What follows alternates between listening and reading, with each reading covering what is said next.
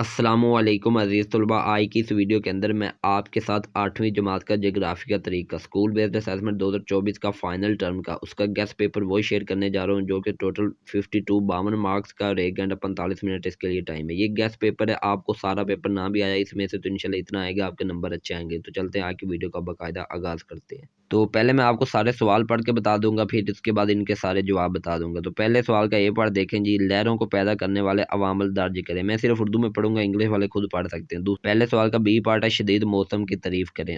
उसके बाद दूसरे सवाल का ए पार्ट है trade development authority of Pakistan का काम लिखें और इसका बी पार्ट है ट्रांसपोर्ट सिस्टम के सियासी फायदे क्या हैं। उसके बाद तीसरे सवाल का ए पार्ट है करारदाद लाहौर में क्या मुतालबा किया गया। उसके बाद इसका बी पार्ट है तरीक़े खिलाफत के बुनियादी मकासद क्या थे। और ये सारे सवाल जो मैं पढ़ रहा हूँ 5-5 नंबर के। उसके बाद चौथे सवाल का ए पार्ट है अंजुमन हमायत इस्लाम लाहौर के बुनियादी मकासद क्या थे और इसका बी पार्ट है दूसरी जंग अजीम के अहम हरीफों के नाम बताएं।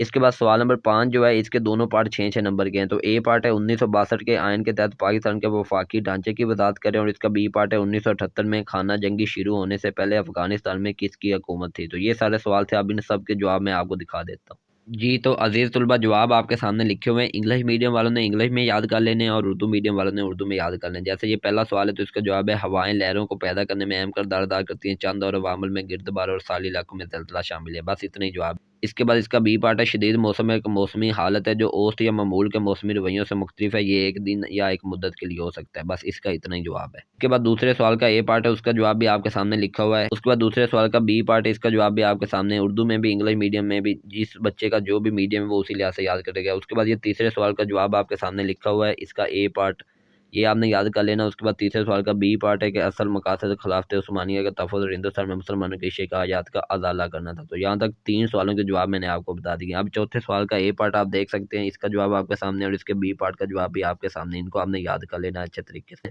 इसके बाद आखिरी सवाल सवाल नंबर 5 का जवाब देखते हैं जो कि 6-6 नंबर का था। तो ये आपके सामने लिखे हुए दोनों सवालों के जवाब, इनको आपने अच्छे तरीके से याद कर लेना। तो यही वीडियो थी, अगर अच्छी लगी तो लाइक कर दें, चैनल पर न्यू हो तो सब्सक्राइब कर दें। मिलेंगे इंशाल्लाह अगले वीडियो में। उस वक्त तक अपना ख्याल रखिए, मुझे इजाज़त दीजिए। टेक केयर, अल्लाह हाफिज़।